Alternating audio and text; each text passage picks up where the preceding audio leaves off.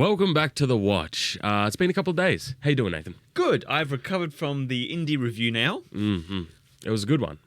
And people seem to be enjoying it. Well, we'll get to that later. We have another video coming up on that if you're, stay tuned for that one. But today we've got something a bit different. No, well, not really. Wow. It's not. No, it's not different at all. It's not indie, but it's the same thing we've been looking at with media for the past 2 years, basically. Oh, it's more than 2 years. More than 2 2 years. We here years. at Watch have been here for 2 years. So tell me, Nathan, what do you know about the Netflix Witcher show? People have mixed feelings about it. This is fair. Have you watched it? Do you like it? I started watching it. I couldn't get into it. Right. It was very Netflix for me. Just to make sure we're talking about The Witcher and not the Blood Origins Witcher one to sit So I have watched part of Blood Origins because we reviewed that, but then we gave up. But before that, I watched part of the first season of Witcher. It just felt too much like Netflix, too much like a fantasy flick. Didn't feel... I feel like Witcher's more kind of serious, grungy... So it didn't have the cool factor I was expecting. So I've been open and honest about this. I'm not the biggest Witcher fan. It doesn't mean I don't like it. It's just there are certain aesthetic things that I personally it's not my favorite type of thing. But I have played the third game, and the third game is pretty good. The Netflix show, I have mixed feelings on. There's some things that are not bad. Things like Henry Cavill, but then again, I kind of like Henry Cavill in a lot of different roles. But that's the funny thing, right? We all say Henry Cavill's great. If you remove him from this series, there isn't much left holding it up.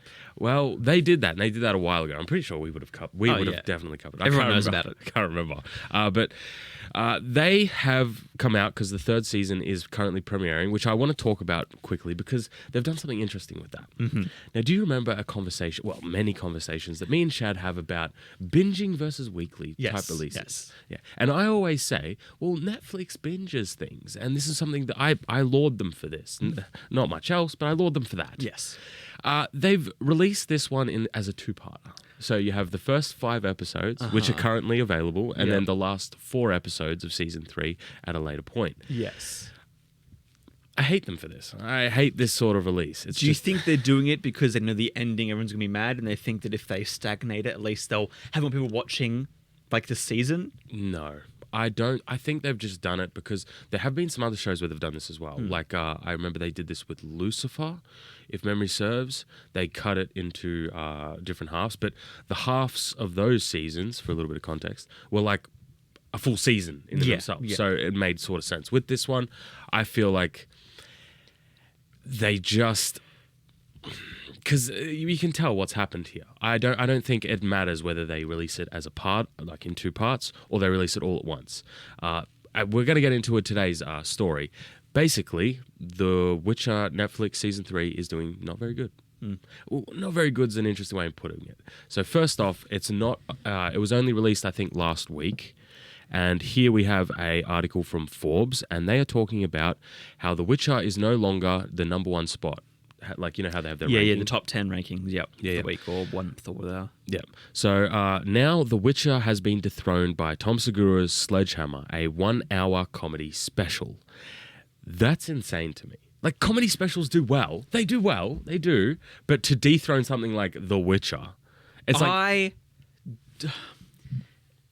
don't have as much of an issue with it because 1, comedy specials are an hour long, and 2, they're more broadly watched than just The Witcher. I don't have an issue with it. I just find it crazy that a comedy special can dethrone a worldwide show. That's what I find crazy about it. That's the thing, though. I think Witcher has a big IP. People love The Witcher, but I don't think what Netflix has made is worldwide appeal.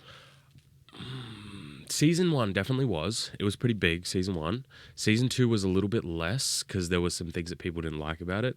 And now Season 3, after the announcement of Henry Cavill not being in Season 4, I think it's kind of like the Flash sort of issue where it's basically ending. Everything you care is leaving. So it's like, why are you going to go watch it? Yeah. And I think that's what's happened here. I think it's very apparent that that's what's happened here, at least in my opinion. But again, getting back onto the main topic of how desperate is Netflix? How desperate are they, Nathan? Very. Well, not really, because they recently did a new accounts thing, and now they've got more money. Oh, right. So they're not that desperate, really. Well, for the show, sure, they're kind of clenching away at anything that could get the numbers, but Well, they've done a marketing thing here, and marketing is very important for big corporations for TV shows. You got to play ads. Is important. So the Netflix The Witcher series did a little bit of a marketing stint, and it's fascinating, to be honest. It's fascinating. Would you like to read this first one here? So this one says, yes, he's still Geralt in season 3, The Witcher. And they've put this, it seems like, in a whole bunch of different places, all around the world. There should be some photos here. Yep. So this is a tweet from The Witcher Netflix, the official show account or whatever, and it's basically showing that exact quote, whole different places in the world. Can I also just say the subtext of this, them saying, just in case you need a reminder, it feels very much like you're talking down to your audience with this. Yeah. Well, it seems like the way they've phrased it is like they're inserting themselves into a conversation. Everybody's like, oh, well, I'm not going to watch it because Henry Cavill's leaving. So this marketing is like, yes, he's still the Witcher. If anybody told you that he's not the Witcher anymore, he's still the Witcher in this season. In this season, he is. And it's like, you're showing all your cards, basically. Also, the fact that the whole marketing stunt is he's still there, the person you know and love, he's still here for the season. But remember, at the very end, he won't be. Yeah. In season 4, what are they going to do? Remember, he's not the Witcher. He's not Geralt in this one. Yep. Is that the next season they're doing? There's actually there's a bit of a quote here. It's interesting because this is from Forbes, and usually they're, but here they've got it down here. They say, not only does this smack of desperation, which is true, it's a pretty crappy thing to do to Liam Hemsworth. This is also a fair statement. Because before we move on, I don't not like Liam Hemsworth. I think he's fine. We love Hemsworth boys. Yeah. So I actually have nothing against him. I wonder how this new Geralt feels when he sees these. I wonder how Netflix will market season 4. He's not Geralt anymore, but this other guy is. Yeah, exactly. It's a valid point to bring up. I just think that, man, these big businesses and companies, they try so hard, especially in marketing, to be one-on-one with the viewers. And it doesn't work when you're a multi-billion-dollar corporation trying to speak like an average Joe to people. I feel like when you have this amount of money, amount of people, you shouldn't be trying to market yourself one of you guys, just do occasional marketing. The usual stuff. Or do something cool that other marketing can't do. Don't try to make yourself... Because it feels like they're trying to be influencers or people on Twitter being like, I'm actually... Where that doesn't really work for you when you're trying to market your show. And I don't know how this changes anything. Because especially in these public places, who is reading this? Especially the old ladies on the street going, I don't even know what is this guy? I don't know what a Geralt is. Are the witch trials back? Exactly. So that's also bad marketing because this shouldn't be trying to make a statement so much as it is, remember, this thing that's come out. I know going to the city, there's always occasionally one big game is always marketed on billboards everywhere. And so when I leave for home, I have that billboard stuck in my head. Where there isn't even any marketing material here. It's mostly just white text on the screen. Like I said, it's inserting itself into a conversation. Yeah, that's it. And they're just using the big money to put it on a giant, screen billboard or whatever.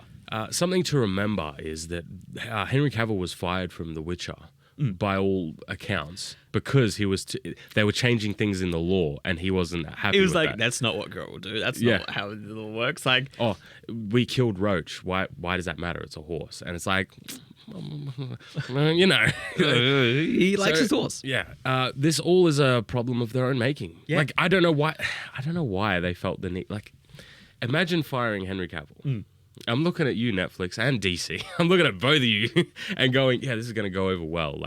For some reason, he's a fan favorite. People like him when he plays these roles. Yeah. But that's basically everything that I know at the moment about this Witcher thing. You know what's really sad? Okay, I feel like people love Henry Cavill as much as people loved Harrison Ford back in the day. And back in the day, Harrison Ford would just do whatever job he wanted, occasionally doing something he didn't want to do, but, he knew people would love it. Do another Han Solo because, he got dragged into it. But poor Henry Cavill is in this state of his career and is born at the wrong time, where right now everyone loves him, but no business wants to actually hire him to be an actor. Which is weird.